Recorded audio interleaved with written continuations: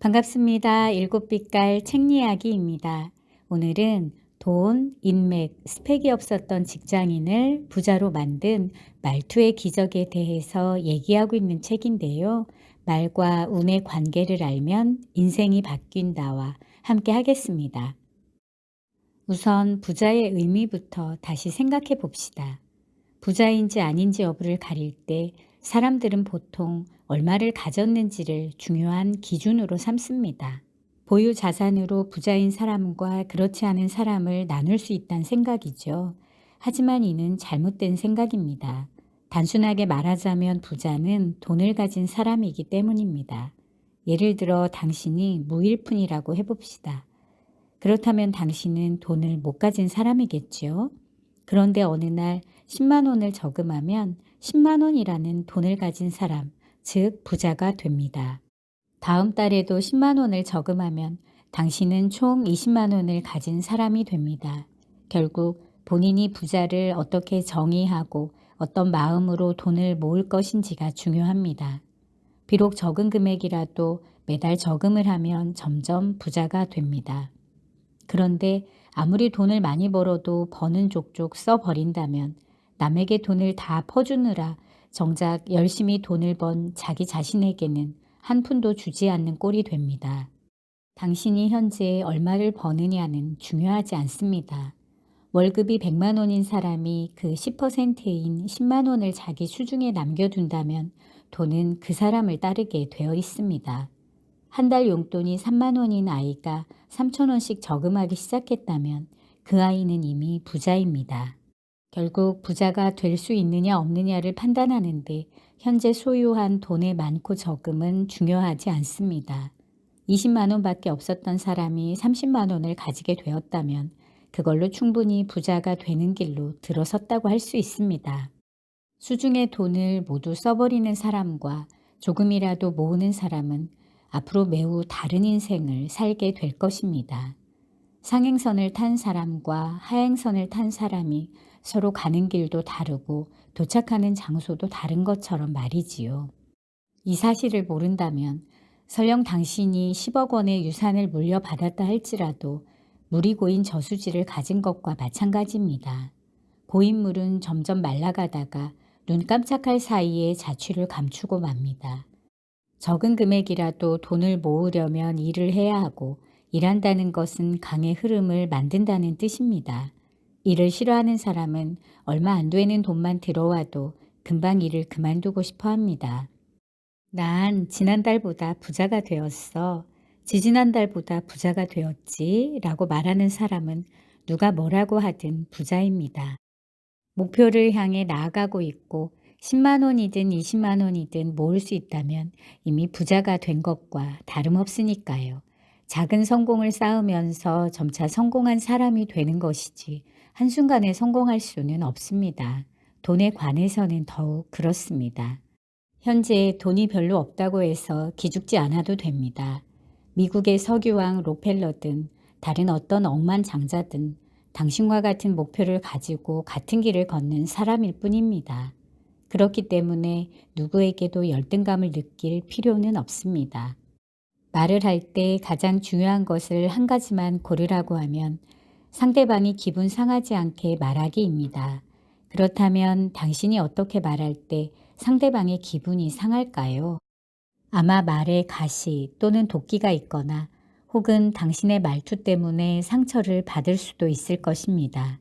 그런데 남에게 상처 주는 말버릇을 고치기로 마음먹었다고 해서 평상시에 사용하던 표현이나 말투를 갑자기 바꾸기는 쉽지 않습니다.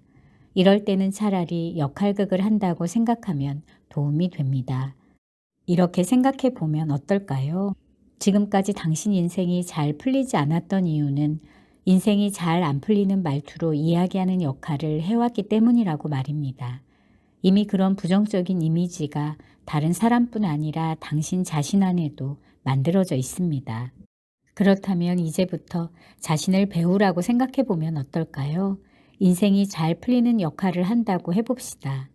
말이란 마음에서 나오기 때문에 자신의 마음이나 역할을 바꿀 생각을 하지 않고 입에서 나오는 말만 바꿀 수는 없습니다.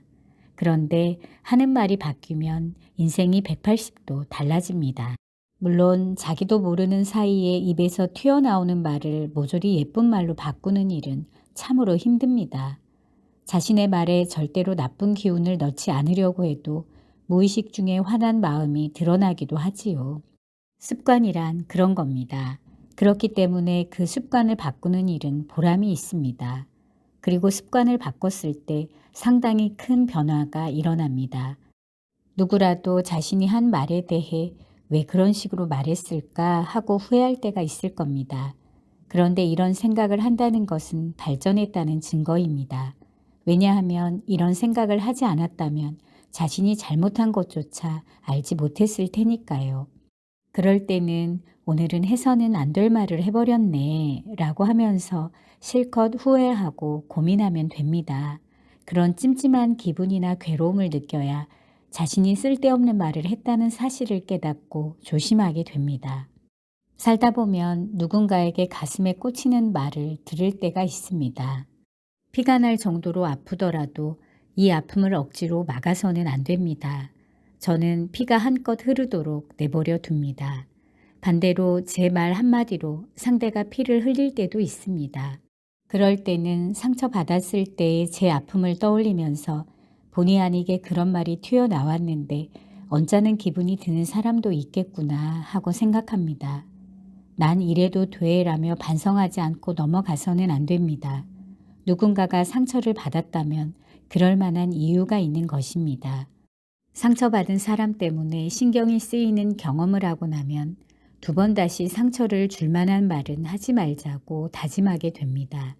그런 의미에서 아픔은 필요합니다. 그런데 아픔을 제대로 활용하지 않으면 아픈 의미가 없어집니다. 우리는 누구나 실수투성이입니다. 하지만 발전하는 사람은 자신이 잘못했다는 사실을 인정합니다. 어제까지는 내가 옳다고 우겼는데 내가 틀렸었다. 잘 생각해 보니 그쪽 말이 맞았다. 라고 솔직하게 말할 수 있는 사람이 되어야 합니다. 말은 메아리와 같습니다. 당신이 무엇인가 말을 하면 그 말이 다시 돌아오기 때문입니다.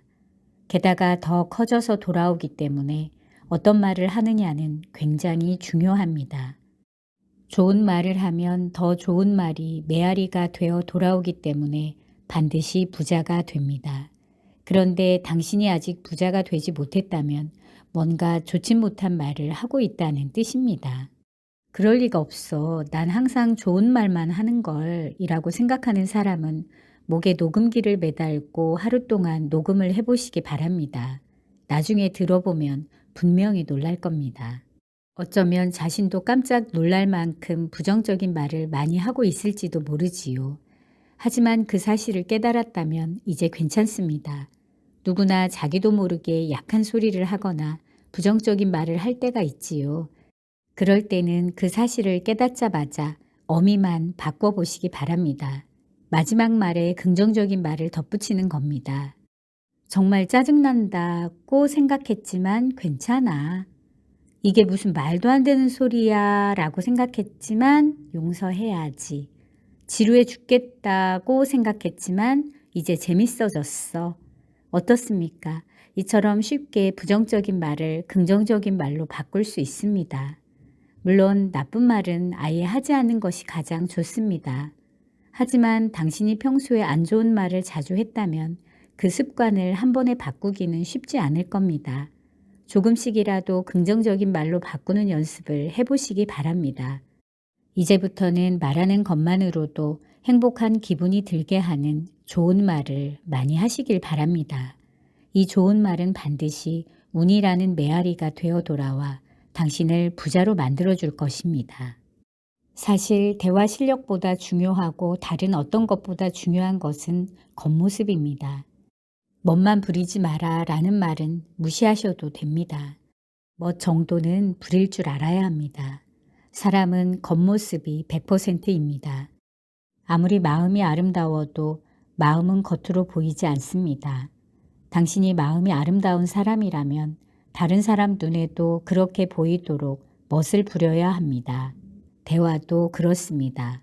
근사한 사람이 있으면 누구나 함께 이야기를 나누고 싶어 하기 마련이지요. 그런데 머리는 부스스하고 겉모습 따위는 전혀 신경 쓰지 않는 사람과는 함께 있고 싶지도 않고 대화하고 싶은 마음도 들지 않습니다. 사람은 누구나 멋진 사람과 친하게 지내며 대화하고 싶어 하지요. 그런 기분을 이해하지 못하는 사람은 인생이 잘 풀리지 않습니다.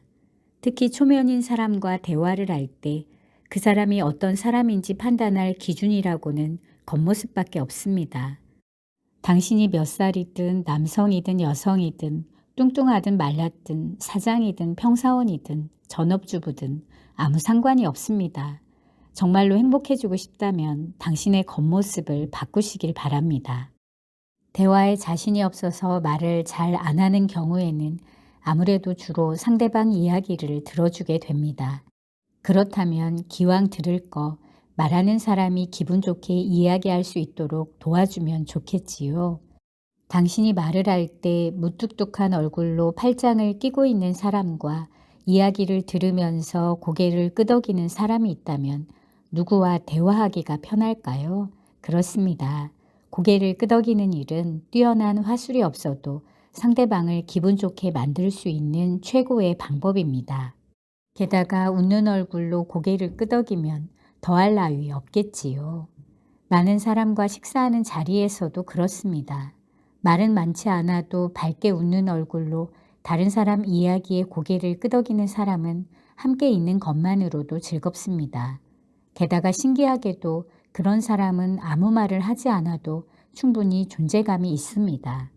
끄덕임은 행운을 불러들이는 요술 방망이입니다. 끄덕일 때 고개를 위아래로 흔드는 동작은 요술 방망이를 휘둘러서 보물이 많이 나오게 할 때와 같은 움직임입니다. 자기 이야기를 열심히 들어주는 사람을 싫어할 리가 있을까요? 남의 이야기를 들을 때 열심히 고개를 끄덕이면서 들으면 호감을 얻을 수 있습니다. 다른 사람에게 호감을 얻으면 인생이 잘 안 풀릴 수가 없습니다. 끄덕임에는 이것 외에도 엄청난 힘이 있는데 고개를 위아래로 끄덕이면 몸의 면역력이 올라간다고 합니다. 반대로 아니 하면서 고개를 옆으로 흔들면 몸의 면역력도 떨어지겠죠. 자기가 가지고 있는 요술 방망이를 잘 휘둘러서 많은 보물을 손에 넣고 행복해지시기 바랍니다. 오늘은 말과 운의 관계를 알면 인생이 바뀐다와 함께 했습니다. 우리가 매일매일 무심코 사용하는 말에 대해서 점검해보는 시간이 되셨으면 좋겠습니다. 지금까지 일곱 빛깔 책 이야기였습니다. 감사합니다.